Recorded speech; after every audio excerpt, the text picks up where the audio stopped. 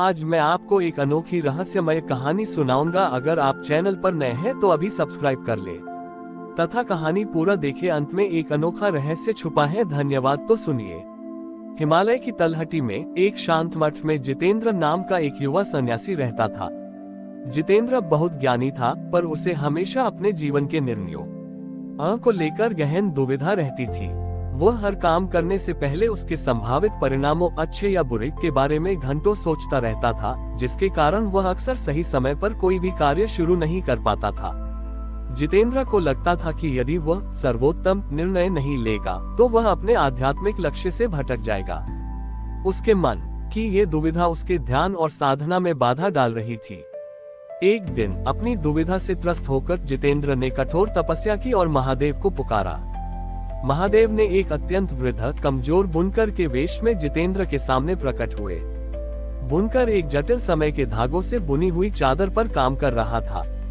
जितेंद्र ने बुनकर को प्रणाम किया और अपनी दुविधा बताई। हे महात्मा, मैं कोई भी कार्य शुरू नहीं कर पाता क्योंकि मैं उसके भविष्य के परिणामों से भयभीत रहता हूँ। क्या आप मुझे बता सकते हैं कि मैं सही निर्णय कैसे लूं ताकि परिणाम हमेशा शुभ हो? उद्धरण चिन्ह। बुनकर महादेव ने मुस्कुराते हुए अपनी चादर की ओर इशारा किया। चादर में कहीं कहीं सुनहरे सुंदर धागे थे और कहीं कहीं काले उलझे हुए धागे थे। बुनकर ने कहा, पुत्र, तुम इस चादर को देखो। ये तुम्हारे जीवन का ताना बाना है। तुम चाहते हो कि इसमें केवल सुंदर सुनहरे धागे ही हो। जितेंद्र ने सहमति में सिर हिलाया।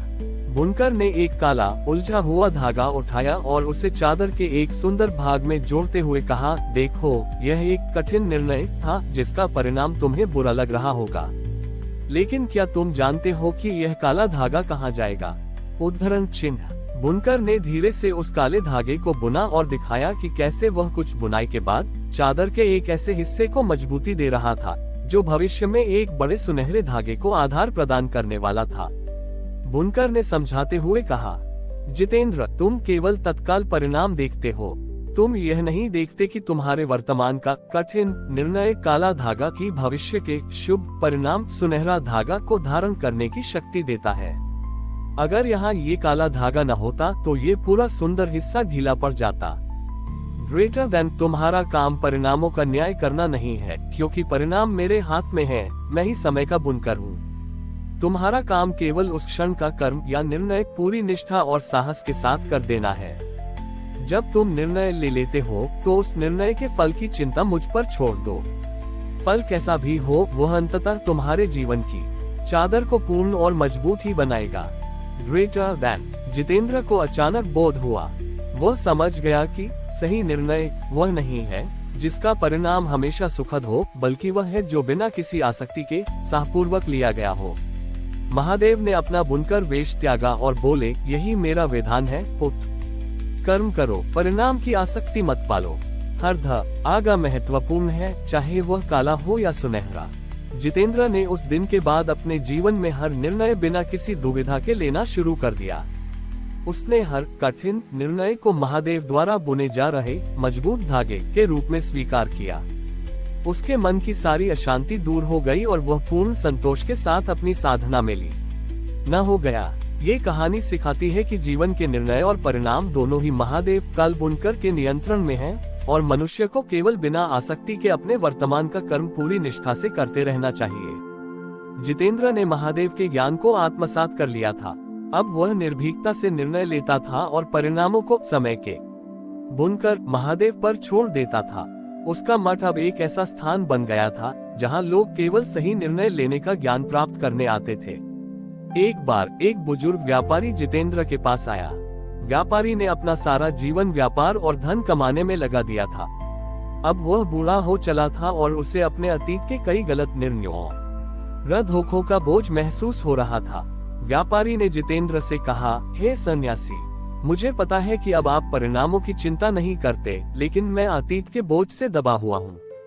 मेरे कुछ पुराने काले धागे, गलत निर्णय इतने दर्दनाक हैं कि मैं उन्हें देखकर भयभीत हो जाता हूँ। क्या कोई ऐसा उपाय है कि महादेव मेरी अतीत की चादर से उन धागों को निकाल दे? जितेंद्र ने व्यापारी को ध्यान से सुना। उसे याद आया कि कैसे बुनकर महादेव ने समझाया था कि हर धागा चाहे वह काला हो या सुनहरा, चादर को मजबूती देता है। जितेंद्र ने व्यापारी को पास बिठाया और कहा, महादेव ने मुझे सिखाया है कि वह किसी धागे को निकालते नहीं हैं, बल्कि उसे रंग देते हैं। जितेंद्र ने एक उदाहरण दिया। मान लीजिए आपने अतीत में लोभ के कारण एक काला धागा बुना। अब आप उस धागे को हटाना चाहते हैं, लेकिन यदि वह धागा हट जाए तो चादर में एक छेद हो जाएगा। महादेव यह नहीं करते, इसके बजाय वे आपको वर्तमान में एक श्वेत धागा, परोपकार या निस्वार्थ कर्म बुनने को कहते हैं। जब आप अब पूरी लगन और विनम्रता से सेवा का श्वेत धागा बुनते हैं, तो वह श्वेत धागा धीरे धीरे उस पुराने काले धागे के समीप आता है। जैसे ही ये दोनों धागे मिलते हैं, श्वेत धागे का तेज उस काले धागे को ढक लेता है। काला धागा अपनी जगह पर बना रहता है ताकि चादर मजबूत रहे, लेकिन अब वह दिखाई नहीं देता। आप वह शुभ कर्म के रंग में रंग जाता है। जितेंद्र ने आगे कहा, तुम्हारा अतीत केवल तभी तक तुम्हें दुख देगा जब तक तुम उस पर वर्तमान के शुभ कर्म का रंग नहीं चढ़ाते। तुम्हारा काम अतीत को मिटाना नहीं, बल्कि वर्तमान के हर क्षण को इतना पवित्र कर देना है कि तुम्हारे अतीत के धागे भी प्रकाशवान हो जाएं। व्यापारी को ये बात गहरे तक छू गई। उसने समझा कि पश्चाताप का अर्थ केवल दुख मनाना नहीं है, बल्कि वर्तमान में शुभ और निस्वार्थ कर्म करना है। उसने अपनी सारी संपत्ति जनसेवा में लगा दी। उसने बिना किसी फल की आसक्ति के लोगों की मदद करना शुरू कर दिया। कुछ ही समय में उस व्यापारी के जीवन में एक अद्भुत परिवर्तन आया। उसे अभी भी अपने पुराने निर्णय याद थे, पर अब वे उसे शर्मिंदा नहीं करते थे। वे उसे केवल ये याद दिलाते थे कि उसे कितना विनम्र रहना है और कितनी ईमानदारी से सेवा करनी है। उसके चेहरे पर अब एक ऐसा संतोष झलक रहा था जो हजारों व्यापारिक सफलताओं से प्राप्त नहीं हुआ था।